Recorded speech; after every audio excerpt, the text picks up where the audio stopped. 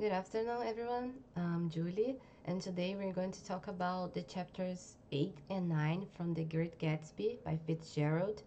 I apologize in advance because I catch a cold and my voice is not really well at the moment, but let's get started. So, we have to highlight some previous events from the last chapters because they will influence how things will go on in these chapters we will present. First, we have Tom and Jay Gatsby's confrontation on the Plaza Hotel. They fought for Daisy, and this conflict represents the crash between old money and new money that is represented by Tom and Jay Gatsby. And we also have the crash, the car crash that killed Myrtle, because this will lead to Gatsby's end. And we also have a very important part that is Gatsby's taking the blame after Daisy, because she was the one to commit the murder, but Gatsby decided to take accountability in this to protect her, and this demonstrates to us how deep in love he was with her. And well, let's move on. Um, First, we have these main characters from chapter 8. There will be Nick Carraway, of course, our narrator, and Gatsby's only friend, which tries to stay by his side. And also Jay Gatsby, of course, the central figure of the novel, still trying not to lose hope on his dream, that is Daisy. And Daisy Buchanan, Gatsby's distant lover. From this chapter on, she doesn't show up physically in the novel, so this is important to highlight. And George Wilson, that is Myrtle's husband, grieving for her and searching for the murderer. And we also have some minor characters that are important too. Michaelis, the grocery owner, that is close to George's garage. He offers George support in this moment of grief, and also he is a witness of Myrtle's murder. And Catherine, that is Myrtle's sister, who keeps the affair between Tom and her sister a secret even after her sister's death. And Jordan Baker, who doesn't show up really much in these chapters, and she's Nick's love interest, who takes a back seat in these chapters. Well, firstly, we will talk about the Gatsby and Nick's last talk. That is the first thing that happened in the chapter 8. And Gatsby, sorry, shows how he still wanted to wait for Daisy because he refused to leave the city. He tells Nick that he believed Daisy would call. He believes that she would choose him, and even knowing his car was being tracked, decided to stay in order to wait for her. And in this, by doing this, he put his own life at risk. But this doesn't matter to him. And also, that was the night he tells Nick his youth stories with Dan Cody. So these stories are in the chapter 6, but Gatsby tells Nick this story chronologically in this chapter 8. So the conflict between Gatsby and Tom causes Gatsby to feel the need to tell his story to Nick. So he started by talking about Dan Cody and also Daisy. And when talking about Daisy, he tells the story of how he fell in love with her.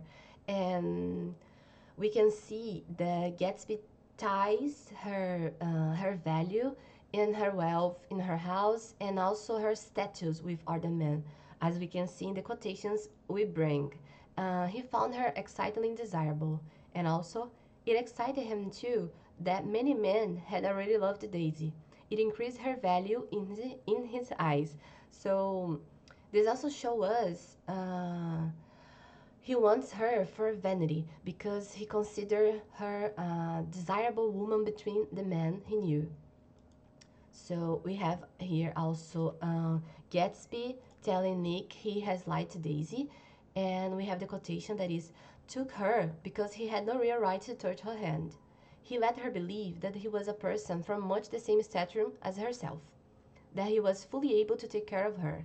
As a matter of fact, he had no such facilities. He had no comfortable family standing behind him, and he was liable and at the whim of an impersonal government to be blown away anywhere about in the world.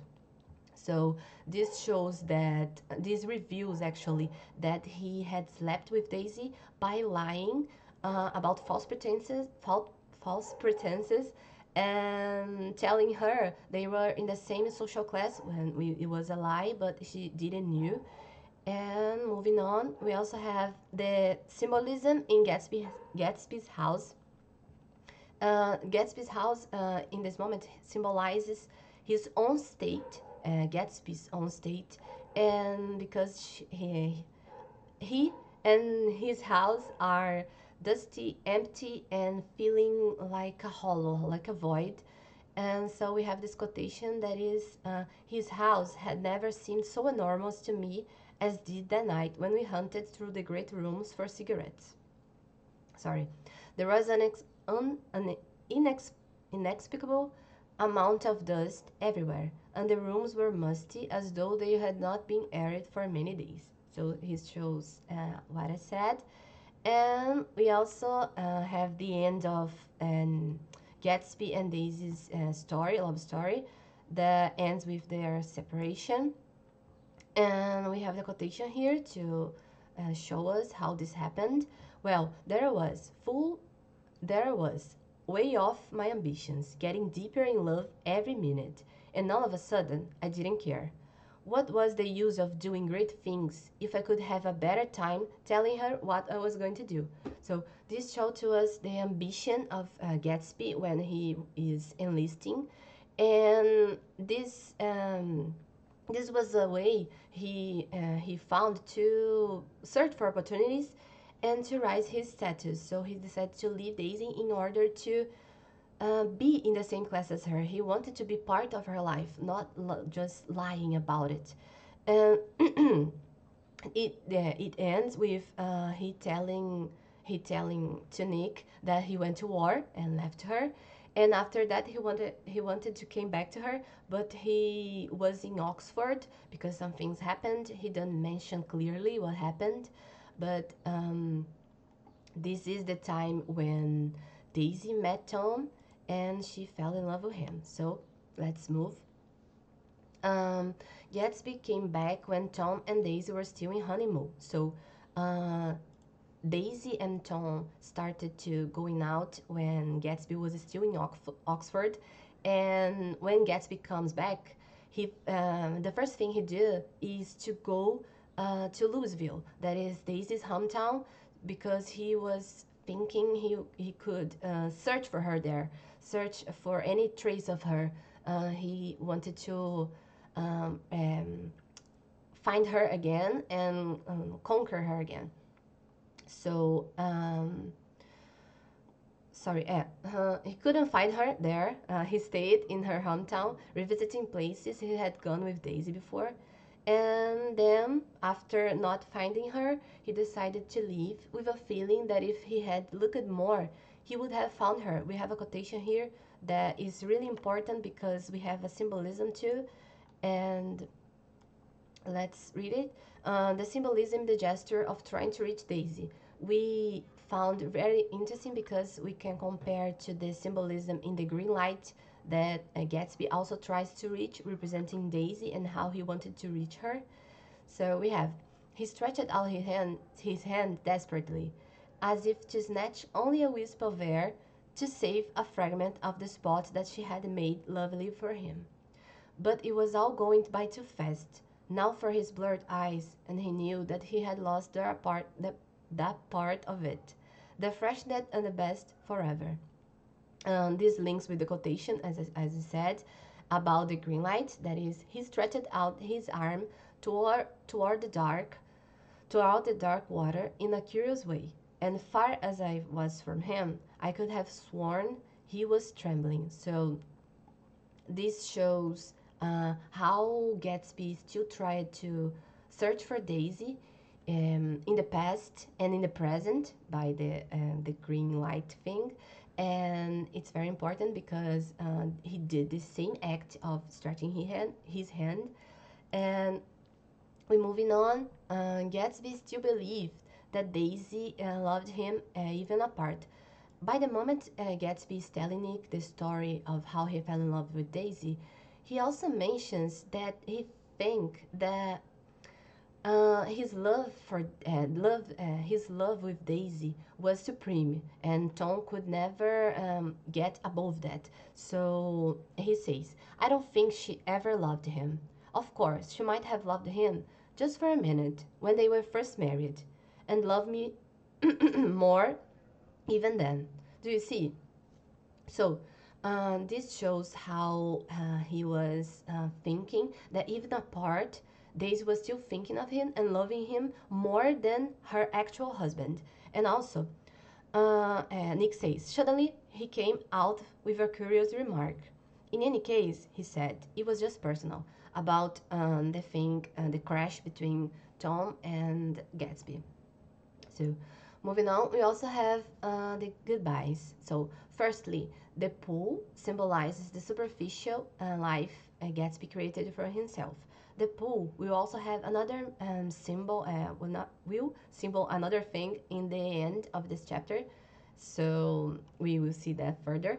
But first, we gotta think that the pool was made for show how wealthy he was at the moment. So it was a way to him to get closer to Daisy, because he wanted to show her how he was wealthy now, how he was part of her life. So this is what the pool symbolizes. But even though he didn't ever use the pool, even though he threw a lot of parties, and a lot of person has a lot of sorry, a lot of people had used the pool, he himself didn't use it. It was just for show, like it was just for create an imagery. So this is very important too. Well, Nick tell Gatsby he's more worth of any others. I think we misspelled here because it was more worth than the others. So there is a important passage about that. That is when Nick shouts to Gatsby that there are less words, the less talk. So, but also we have this part that Nick and Gatsby relations show up. That Nick says, "I looked at my watch and stood up. 12 minutes to my train because Nick needed to go to work. And I didn't want to leave Gatsby. I missed the train and then another before I could get myself away." So he lost two trains because he didn't want to leave Gatsby at that moment. Like he was feeling something will happen also. I'm sorry. And after that, he thanks Gatsby for the hospitality in a general way. Not only because he was receiving him that day, but also because he had threw many parties, and Nick and everyone was always thanking Gatsby for having them when he is in fact alone. And so Nick does this thing that is really important, that is shouting to Gatsby. Their last words they exchange. "They are a rotten crowd," I shouted across the lawn. "You're worth the whole damn bunch put together." So Nick tells Gatsby how he admired him by this quotation, and because he sees Gatsby not like the others, he knows Gatsby had a bigger value and also had good character. So he compares also the people that were always observing them to a crowd, and like a bunch of upper class people gathering in a crowd just in order to see Gatsby's life. So this is very important. Hi, I'm Caroline, and I'm going to continue to talk about chapter 8 of The Great Gatsby. And first, we have the goodbyes. We have the breakup between Nick and Jordan. And after taking the train, Nick falls asleep, but he wakes at a call from Jordan. And they talk very poorly and very short because Nick doesn't like the way she sounds on the phone, the tone that she was using. So it's implied that at the end of the call, they are breaking up.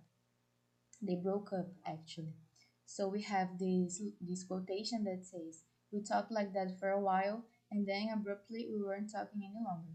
So at the end of the call, they suddenly someone hang ups, and it's implied that they broke up at this part of the chapter. And then Nick calls Gatsby, but his line was open, waiting for Daisy to call. So Nick couldn't reach Gatsby, he couldn't talk to Gatsby because his line on the phone was open to receive a call from Daisy that never came. And Nick moves the narration to what happened at the garage after Myrtle's death. And this part is very important because we have a homodiegetic narrator, that is Nick. It's a narrator that we can fully trust because what he says to us uh, have the have has the feelings implied too. His feelings are all over the narration, so we can certainly say that what he's saying is true because his feelings are over the all over the narration. So it's very important to us to remind this and remind us that he is not a trustable narrator.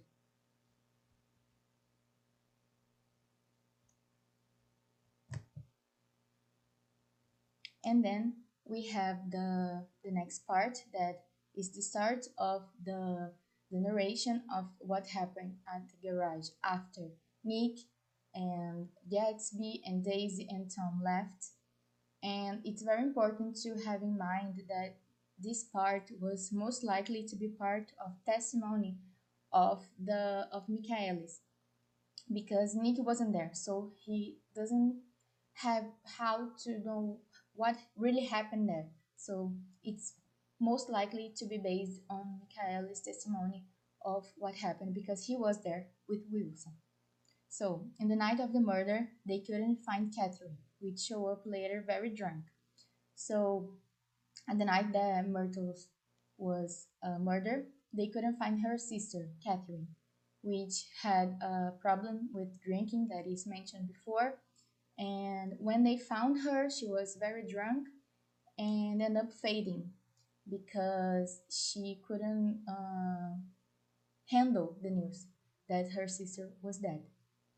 And then a crowd was formed in front of the garage, and anyone could see Wilson break down inside his office. So everyone was around the garage, and anyone could see inside the office Wilson uh, this breaking down he was having because his wife was just murdered, and he was rocking himself back and forth in this really crisis scene. And the only one who stayed with him like uh, this whole time was Michaelis. And we have the quotation. Michaelis and several other men were with him. First, 4 or 5 men. Later, 2 or 3 men. Still later, Michaelis had to ask the last stranger to wait there 15 minutes longer. After that, he stayed there alone with Wilson until dawn. So this part shows that George didn't have anyone besides his wife, and now he had anyone, and the only one who stays was Michaelis. And then, in a trying to in a in trying to calm down George, Michaelis starts to talk about his relationship with Myrtle. So he starts to ask how long they have been married, if they had children, and sort of those questions to trying to calm down George, but it didn't work. And George reveals that he found something in Myrtle's burrow that is very important to us to have this part in mind. And then we have this sequence of events that happen in this part of the chapter. That is, about 3 o'clock, George began quieter. So, about 3 o'clock, the quality of Wilson's incoherent muttering changed. He grew quieter and began to talk about the yellow car. That is very important to us to have in mind, the yellow car. He announced that he had a way of finding out whom the yellow car belonged to. And then he blurted out that a couple of months ago his wife had come from the city with her face bruised and her nose swollen. So this part is very important because we have two very important information. That is the yellow car, that was the car who drove over Myrtle, and George affirms that he has a way to find out who was the owner of this yellow car. So it's very important to us to remind that. Sorry. And then another part very important is that George is away from religion. While Michaelis is trying to calm down George, one of the questions that he made was if George was going to a church. And then we have this quotation. You would to have a church, George. For times like this, you must have gone to church once. Didn't you get married in a church? Listen, George, listen to me. Didn't you get married in a church? And then George responds, that was a long time ago. So it's very important to us to have in mind that George was away from religion.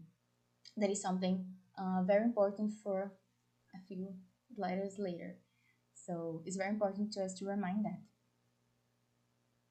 And then we have the quotation about what George found in Myrtle's things. And we have Michaelis opened the drawer and nursed his hand. There was nothing in it but a small expensive dog leash made of leather and braided silver. It was apparently new. This, he inquired, holding it up.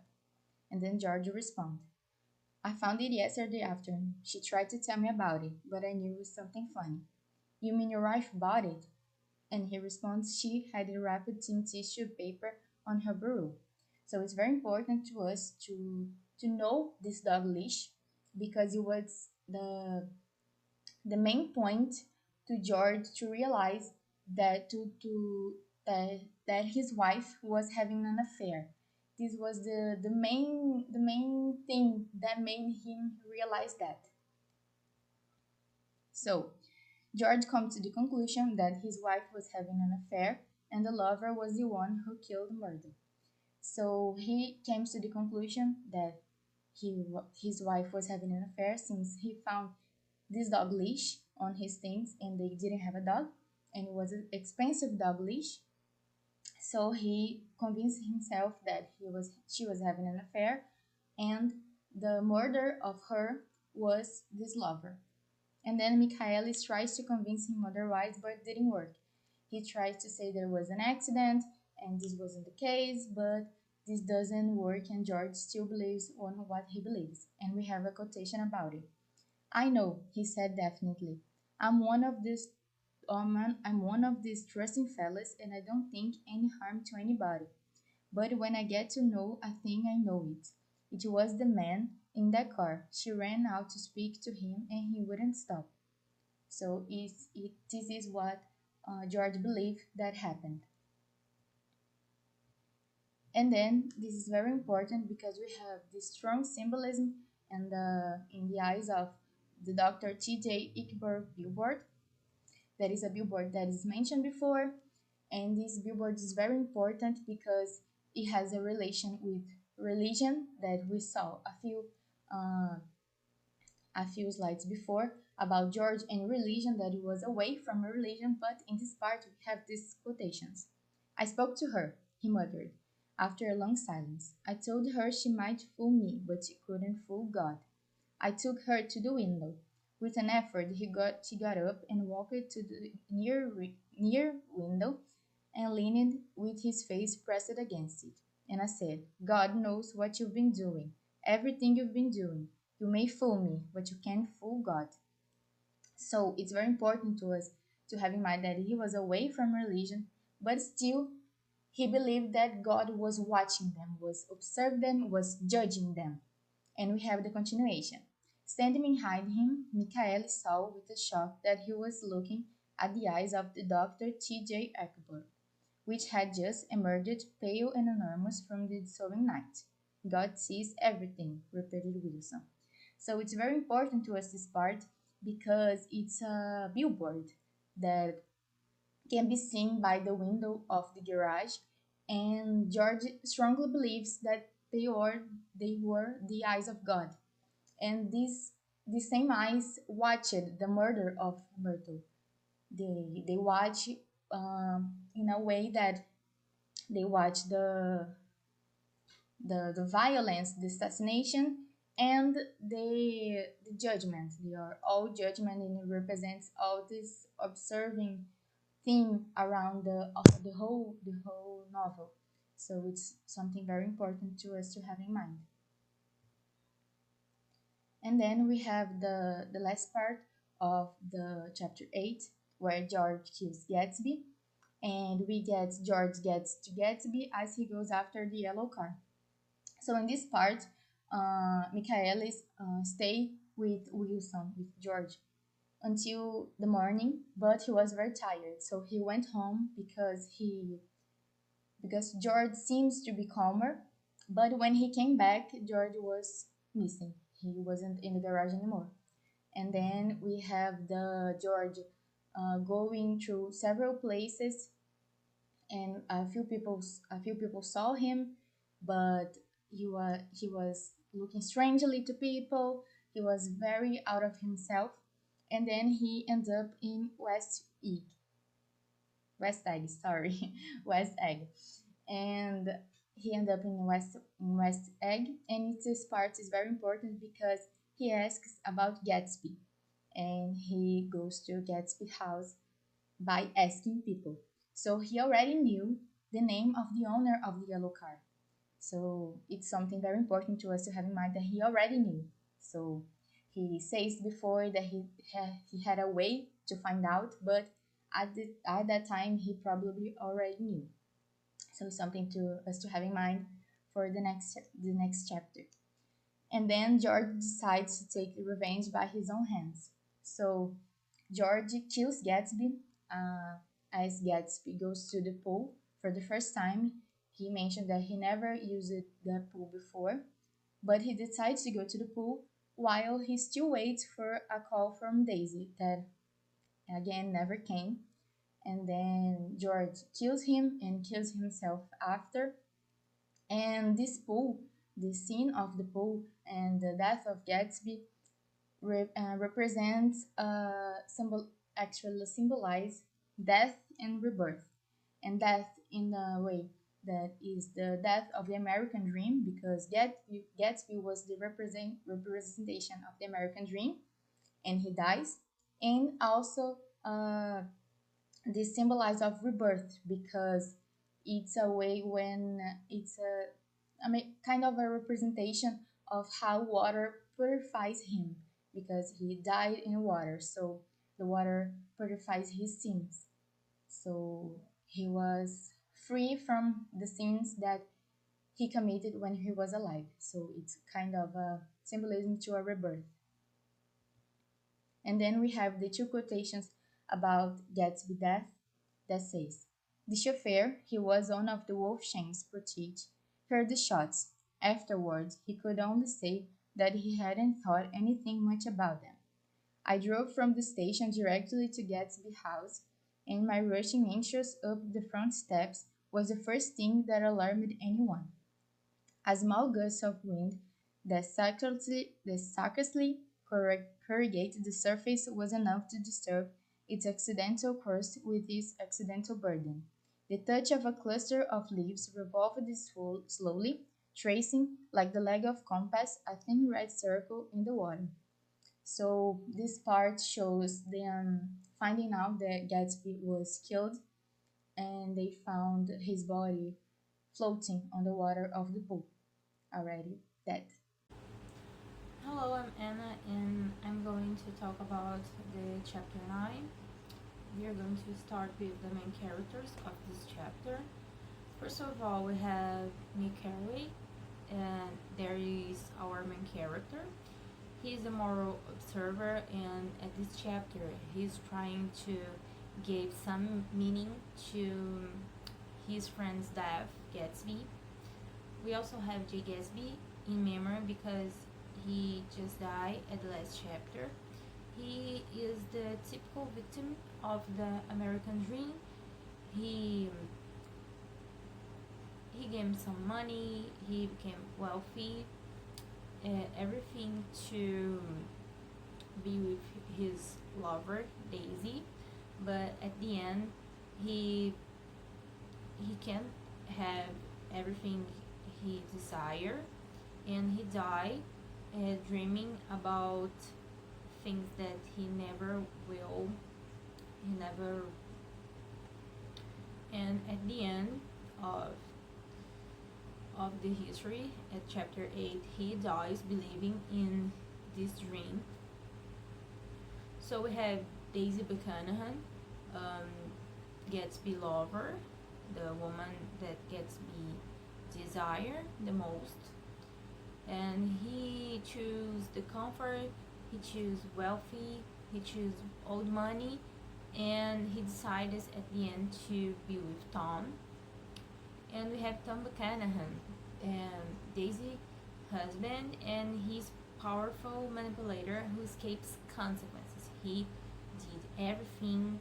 He manipulates people and situations, and at the end, because of his money, he can leave everything behind and go ahead.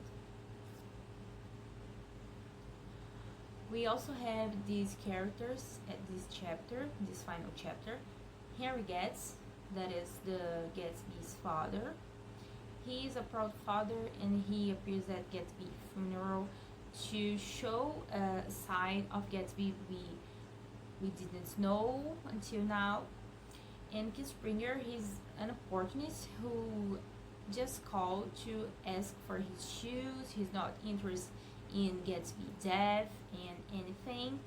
And in the end, we have Mayor Wolfsheim, that is a person that represents this history, the way that Gatsby find to be wealthy in an illegal way, this underworld of criminal that he presents to Gatsby. So the first main event we have in this chapter is the post moment after Gatsby death. Everyone knows that Gatsby died, and there is a lot of rumors about the event. So when Gatsby dies, reporters, police, and photographs invade Gatsby's house and try to turn his death into a spectacle and entertain people with the tragedy. Gatsby, who were well-known men in life, well related with other people, socially famous. At the end, people are just interested in treat his death, his tragedy as a spectacle, and try to pick up everything and turn into something to entertain people. And we can remember the Gatsby's parties, because right now these people, the reporters, the police, and photographers, are treating Gatsby's house like an amusement park, just like the guests from the Gatsby's parties. They are treating the Gatsby's house again as an amusement park, something to entertain. But at this time, that is not a party, but a funeral, a tragedy. The excerpt I pick up to illustrate this moment is this phrase from Nick Carey, our main character, that said, "Most of those reports were a nightmare, grotesque, circumstantial, eager, and untrue. They are not interested in truth. They are not interested in Gatsby. They are interested to turn everything into a circus, something to entertain that society that likes to hear about tragedies, to know about parties, to be entertained with something." After this, Nick is organizing the funeral, and he tried to contact Daisy and Tom to talk to them about the Gatsby funeral, to invite them to the funeral, but they just disappear. Everything happened. They are blamed about some things, and they just choose to leave everything behind and go ahead with their lives.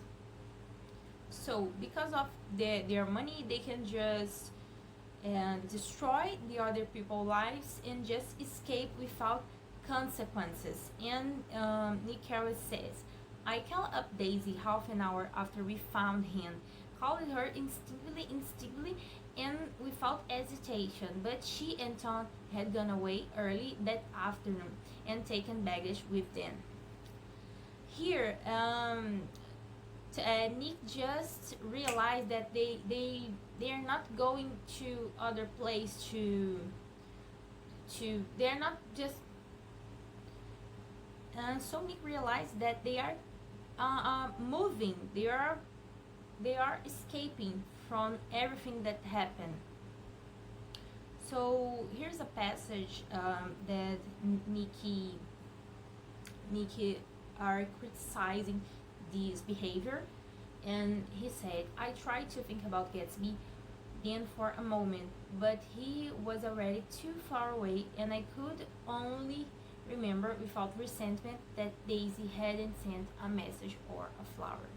She was Gatsby's lover. They had good moments together. She said that that she loved her, and at this moment, when she can be with Gatsby and gave to him this last honor, she just decided to escape from everything, just destroy everything and left everything behind. So, hello guys, my name is Vinicius. I will continue speaking about chapter 9. And at this part of the chapter, Nick was trying to uh, find people to attend to Gatsby's funeral because he was thinking about all those people that used to attend into Gatsby's parties and being there in his house. But now that he was dead, there were anyone trying to know about him. And while he was at Gatsby's house, he receives a phone call, and he thought that maybe it was a person trying to know about Gatsby. He, at the first moment, thought it was Daisy, but actually was Clipper just calling, and he thought that maybe he was trying to know more about the situation because Clippanges was a person that used to be a guest at Gatsby's house, but he only wanted to know about his shoes, and we put a quotation about the situation. And in the phone call, Clippanges says, "What I called up about was a pair of shoes I left there. I wonder if it would be too much trouble to have the butler send them on. You see, they're tennis shoes, and I'm sort of helpless without them. My address is care of B.F., but at this moment, Nicky turned off the phone because he thought it was really disrespectful the Clippage's action to not wanting to know about Gatsby's death and even about his funeral. Another important situation that happens in chapter 9 is Gatsby's father appearance. After knowing about his son's death, Henry Gates goes to Long Island to meet his dead son. And at this moment, we also are able to know more about their relationship. And Nick says about Gatsby's father. He was Gatsby's father, a solemn old man, very helpless and dismayed, bundled up in a long cheap ulster against the warm September day. He was really sad about Gatsby's death, and after knowing about the news in the newspaper, he writes a letter to Nick to say that he was going to attend into Gatsby's funeral. And we also are able to know that uh, even though Gatsby leaves his family, he kept taking care of them.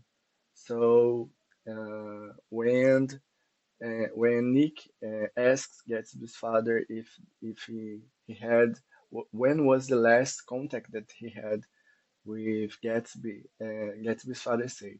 He came out to see me 3 years ago and bought me the house I live in now. Of course, we was broke up when he ran off from home, but I see now there was a reason for it. He knew he had a big future in front of him, and ever since he made a success, he was very generous with me. So we are able to say that even though Gatsby didn't leave his family, he didn't forget about them, and he also bought a house for his father to live. So the money that he was able to receive, he used uh, to take care of his family also. Another important situation that happens in this chapter is Nick going after Mayor Wolfshan. Nicky knew that Wolfshan was an important person, and he and Gatsby had a work relationship, so he thought it was important to Wolfshan to attend his funeral. But talking to him, he understood that uh, Wolfshan didn't have the intention to appear in Gatsby's funeral, so he decides to go and meet him to talk with Wolfshan. And in this part of the chapter, we are able to see that Wolfshin was the person that introduced Gatsby into his illegal activities and made him to receive all the money that he was able to get. But Wolfshin didn't want uh, uh, to be seen in funerals, in Gatsby's funeral, because he didn't want to get involved with this. So some quotations about this is, my memory goes back to when I first met him. This is Wolfshan saying, a young major just out of the army and covered up with the medals he got in the war. He was so hot up he had to keep on wearing his uniform because he couldn't buy some regular clothes. So when Wolfshan met Gatsby for the first time, Gatsby didn't had any money, and Wolfshan continued saying, "I raised him up out of nothing. I out of the gutter. I saw right away he was a fine appearing gentleman young man, and when he told me he was at Oxford, I knew I could use him good. So he saw potential on Gatsby to use him in his illegal activities, and so uh, it was the way that Gatsby was able to gain all this money. And Nick confronts him about he going to the funeral. He says to Nick, when a man gets killed, I never like to get mixed up in it in any way. I keep it out. We are in this chapter. We are also able to know about Gatsby resolves. So Gatsby, when he was young, wrote in the end of a book some resolves, a list of his personal goals for self-improvement. This shows Gatsby's intention to become the person that he became in the East. So uh, the the father of Gatsby shows to Nick uh, what he used to write in a book and things that he needed to do to become the person he wanted to be. Uh, and talking about this, his father said, Jimmy was bound to get ahead. He always has some resolves like this or something. Do you notice what he's got about improving his mind? He was always great for that. He told me I ate like a hog once, and I beat him for it. So his father recognized how Gatsby wanted to become this person and how he had on his mind that he needed to improve. So we have the Gatsby's funeral, and this funeral exposed the illusion of Gatsby popularity because we know that at Gatsby's parties have a lot of people a lot of famous people, and people who to a person who don't know Gatsby, and looking at this place, Gatsby looks like a very famous and popular person who know a lot of people, but his funeral are empty. Um, there are just his father, Nick Carraway, all eyes, and all eyes, that is a man that recognized the Gatsby's authenticity, and the people who work for Gatsby. So her house were crowded when he had something to offer. Gatsby is dead. He had anything to offer to this person, but the entertain that the tragedy gave to people. So we have the excerpt. I found myself on Gatsby's side and alone. I was responsible because no one else was interested, I mean, with that intense personal interest to which everyone has some vague right at the end. And I also choose. I wanted to get somebody for him. I wanted to go into the room where he lay and reassure him, I will get somebody for you, Gatsby. Don't worry. Just trust me and I will get somebody for you. So here Nick Carraway on these excerpts, he are taking care of Gatsby even after his death. He's a real friend. He sees Gatsby through this mask that he construct. He's millionaire. He's rich. He's wealthy mask. Nick Carraway sees him, and he's a real friend. And these people who went to the parties, these people who are on the Gatsby's house at this moment that he has something to offer, are not were not with him at this important moment, that the moment he needs the most. Gatsby is alone at the end. So here we have the final conversation between Nick and Jordan. They are not together anymore. They are not in a relationship anymore. And they have this last conversation that Jordan says to Nick. You said a bad driver was only safe until she met another bad driver. Well, I met another bad driver, didn't I? I mean, it was careless of me to make such a wrong guess. I thought you were rather an honest, straightforward person. I thought it was your secret pride. I'm 30, said Nick. I'm 5 years old too to lie to myself and call it honor. So here Nick rejects the ethical cynicism. He can identify himself with this behavior, with these masks, with this hypocrite society. So he decides to leave everything and this relationship that also represents that society that he can identify himself anymore.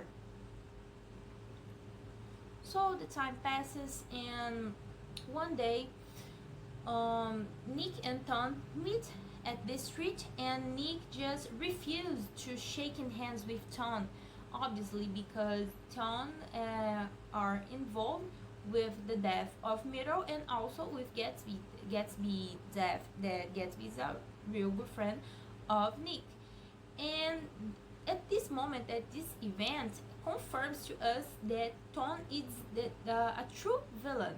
Why?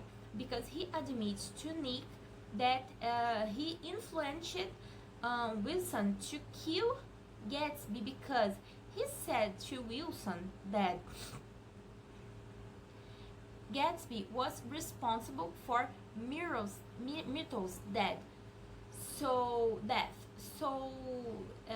Wilson gets really angry and decided to kill Gatsby. So yes, Tom did everything and influence people and go away and don't deal with this consequence, because he's wealthy, his money, and this wealthy life the that he had, he don't need to deal with the consequences of the acts they Tom is a rich man. He don't need to deal with the consequences of his acts. So this is important because the money of these people, this society, protects them from the consequence of everything. So the rich people can do everything they want because there's no consequence behind. So Tom saw this opportunity to eliminate Gatsby, and he picked it up, and everything. So Tom take this opportunity to kill Gatsby, and also take this opportunity to live without any consequence of his acts. So Nick said, I couldn't forgive him or like him, but I saw that what he had done was, to him, entirely justified. Tom just not live.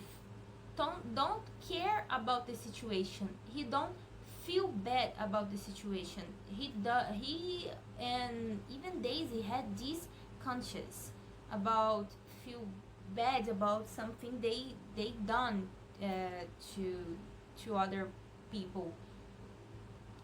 To Nick here, they don't even understand how bad it is. So Nick finished. Tom and Daisy, they smashed up things and creatures and then retreated back into their money or their vast carelessness or whatever it was that kept them together, and let other people clean up the mess they had made.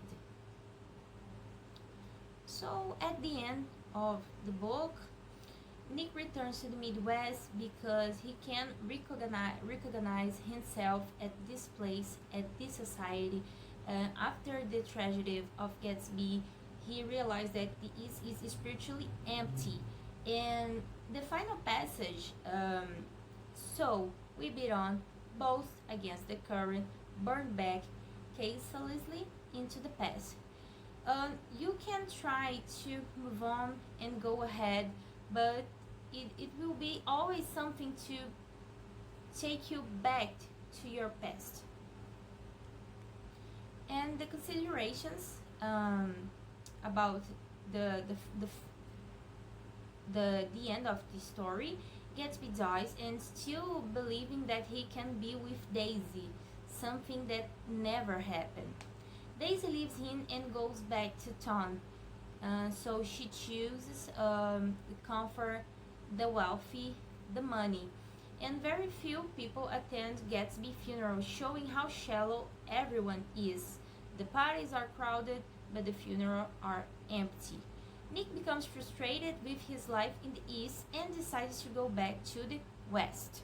And in the end, in the end of the story, it shows up that the dreams can survive in a corrupt and careless world. The main themes of this novel are the American dream and the mutable identity of Gatsby. So let's talk about this.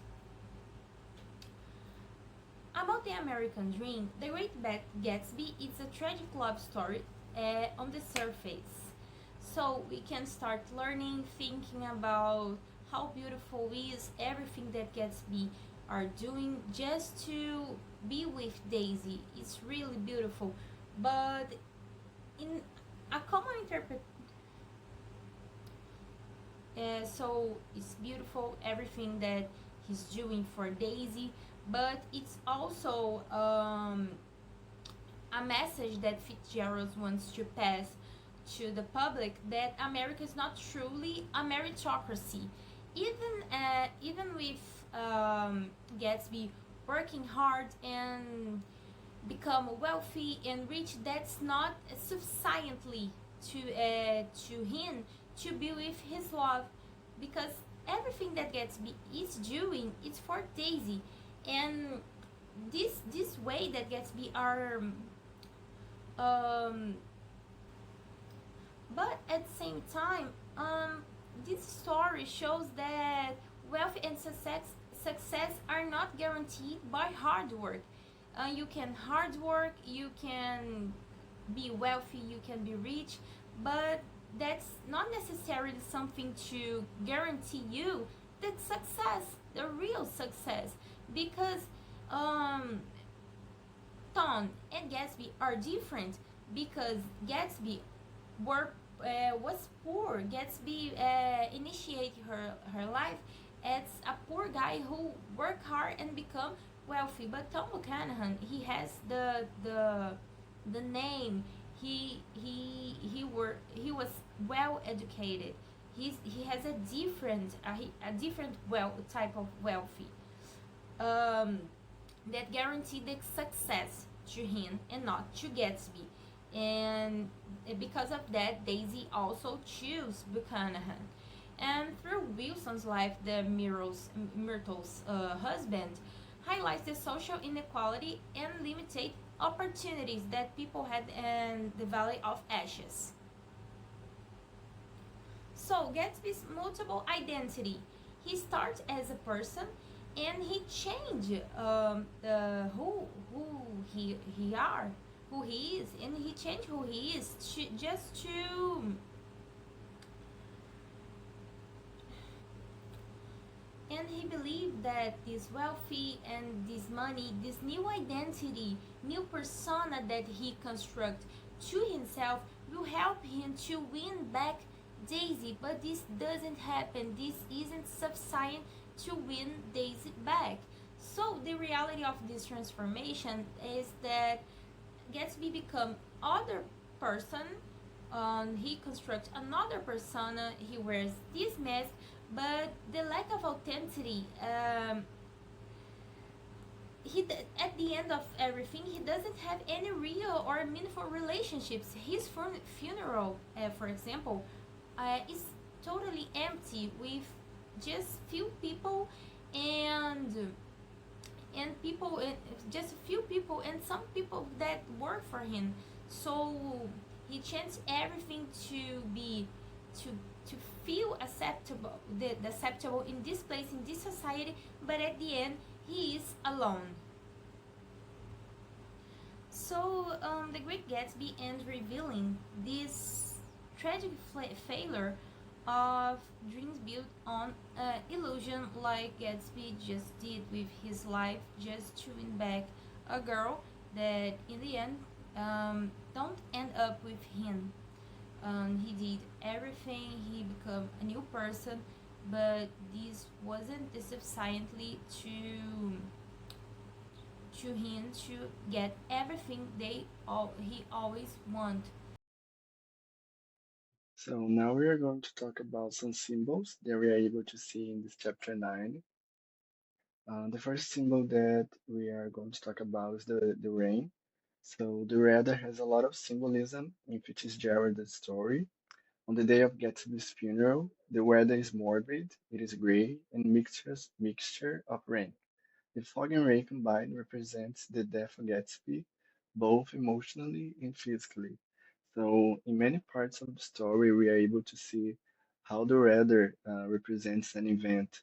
Uh, and in this event of the death of Gatsby, the weather has a lot of symbolism because it's raining and it represents all the sadness that is involved in this situation. Another important symbolism is the fact that O's eyes is in the funeral. He was a person that was able to see through Gatsby. So the return of the man with all eye glasses links the chapter to the novel's obsession with eyes and seeing. At Gatsby's funeral, this clear vision is clouded, and O's eyes is constantly wiping fog off his glasses. And the fact that the man comes to the mourn Gatsby seems to indicate that his judgment is a merciful one. So, uh, in many parts of the story, I also see the eyes of in the outdoor, how it's always looking for the people, the events, And in this moment of the funeral, we have another time a person that represented these eyes that are seeing, that are observing, and those eyes attending to the funeral somehow uh, seems that he's not there only to judge, but to show respect to the death of Gatsby, and his judgment is not a bad one; it's a merciful one. So this was our work. Thank you to everyone that took a moment to watch us. To access the exercise, you only need to use this QR code